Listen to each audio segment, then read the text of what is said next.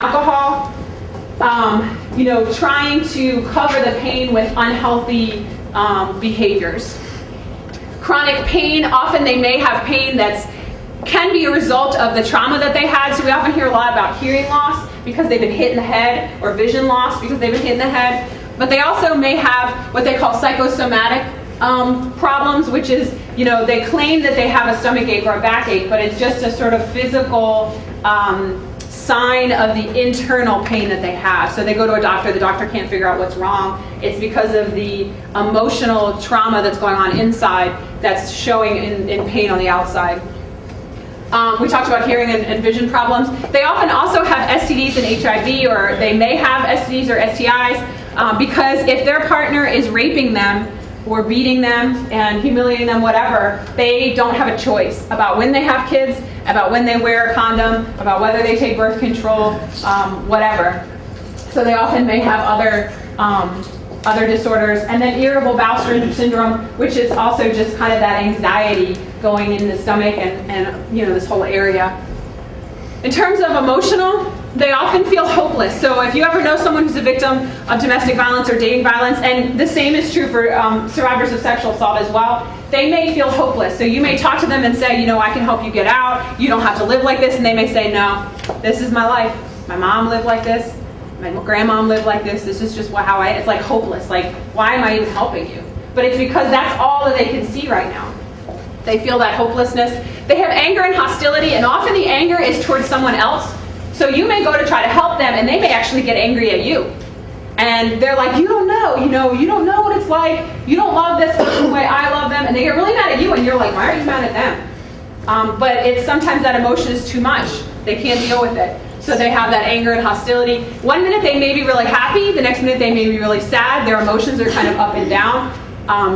They snap in and out. And they might have multiple fears, which goes along with that hopelessness. So you may know someone who has all these like crazy fears, and they seem like basically the perpetrator, the abuser, is like God in some ways, can do anything. No, they'll find me no matter where I am, no matter what I do, they're going to find me, and they're going to do this, and they're going to do, and they have all these like fears, and you're like, whoa. But it's because that person has gained so much control over them that they feel like they can do anything, and they really do feel fear. They feel isolated. We're going to talk about isolation in a little while, but that abuser has separated them from their family and friends, so they often feel alone, like they have no one who cares about them. Low self-worth, we talked a little bit about. Powerlessness. They feel like they have no control of their life. We all need to be in control of our lives, and if someone is controlling our life, it sort of makes us just feel, that hopeless, like, gosh, and so they may do things that you think are crazy because they're trying to get their power back. They can't control, where they go, when they sleep, when they have sex, what they eat, what their children do, whatever. And so they feel that so powerless. And then they also feel self-doubt because their perpetrator, their abuser, has told them what to do. And they start second-guessing everything that they do. So then they're like, I don't know, what do you think? Well, they can't make a decision on their own because if they do, the perpetrator or their abuser tells them they've done it wrong. They withdraw from relationships. Often that is calculated by the abuser. The abuser separates them from their friends, separates them from their family, separates them maybe from their job or any activity that they enjoy. But also because their friends may see them that this is a relationship that is abusive, this is not healthy. And so they may say to their friend, well, I don't need you. If you don't see that this relationship is okay, if then I'm just going to separate myself from you. And they feel isolated, like they have no one. And they have difficulty trusting, which goes along with that as well, because the abuser, the person that they trust the most, the person that they love, the person that they are intimate with, takes that trust and uses it against them. So how can I trust someone if the person I trust the most is going to use it against me? They can't concentrate often because they're thinking about what happened last night, or are they mad at me, and are they going to hit me, or are they going to really beat me, or are they going to, and so they have difficulty concentrating, which can lead to employment problems, school problems, problems for kids in school, all of those kinds of things. We've talked about a lot of these things already, but drug and alcohol abuse is very common when there's domestic and dating violence. Aggressive behavior, because someone is aggressive to them, they're going to fight back by being aggressive. It's like almost like a learned, like, you do this to me, I'm going to do that either to back to the abuser or to someone else, maybe the kids or friends or family. Pessimistic, we talked a little bit about that. Never going to work. Nothing is ever going to work. It's just whatever. It's very pessimistic. We talked about fluctuation in mood. Self-blaming, we talked a little bit about blame, but the abuser has blamed them for the abuse, so then the victim starts to blame him or herself for everything that happens. It's always my fault. It's never anybody else's fault. It's never just a chance. Whatever happens, it's always my fault. And these effects don't even take into account vulnerable populations. So if you look at populations like we have in the state, we have a lot of immigrants. So immigrants in general, even if they're in healthy relationships, have difficulty seeking services and have just a compound issues just to life. Well, if they're being beaten and humiliated and hurt and raped, then they have all those other issues on top of that. Children, if this is a child in a dating violence situation, they're learning about trust, they're learning developmental things, so it affects children greatly as well in terms of development. People with disabilities, again, that's a difficult population to get help and services to. So if they're being beaten, if they're being hurt, humiliated, whatever, then that's another added difficulty. Rural communities, here we are in the middle of South Carolina, or almost the middle. Rural communities, it's very hard to have transportation, to get the word out about what is appropriate, what is not appropriate relationships. Often there are cycles of violence that go on in rural communities from generation to generation. It's a very difficult community in general to reach out to, and then when you have people who live so far away, there's dating and domestic violence, very, very difficult. Homosexual couples. That is a community that's greatly stigmatized in our state.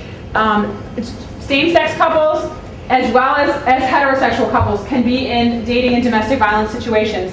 But they often don't reach out for fear of stigmatization, for fear of, well, you can't, maybe I'm not allowed to get services from you, or maybe they're not out of the closet yet, they don't want to be outed, for a variety of reasons that adds more to that. The elderly. Elderly is another population that has added difficulty getting services and understanding what this is all about, and then of course teens as well, which we kind of talked about. Any questions on the effects? All right, I'm going to do one more slide, and then we're going to do an activity to get y'all involved. So bear with me.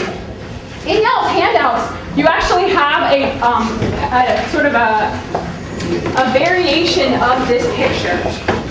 This is a common picture that's used in our field to detail and describe dating violence and domestic violence. This is called the power and control wheel. And what this does is it talks about how in a domestic violence situation, in a dating violence situation, at the center of the relationship is a struggle for who is in control. So we often hear people say, oh, well, the only reason he hit me was because he's out of a job, he's really stressed, he's under a lot of pressure. Or the only reason she humiliated me was because she was drunk and she acts crazy when she's drunk. Those are excuses. That's not actually why they did it. They did it because they think they have a right to have more control over another person. In a dating situation, in a healthy dating situation, there should be equality. That doesn't mean you're all going to get along all the time. Doesn't mean you're not going to have fights or arguments or disagreements.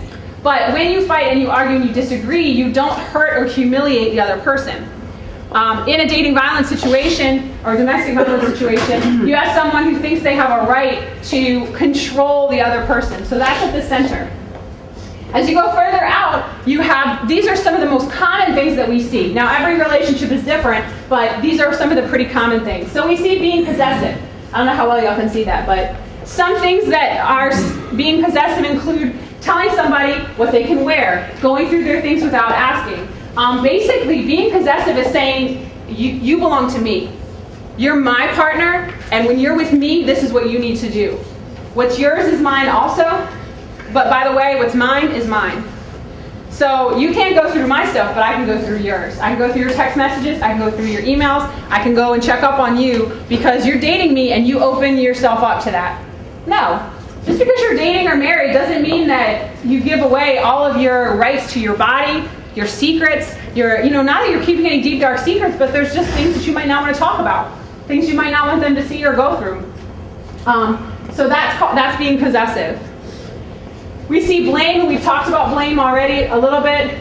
Blame is universal in dating violence situations.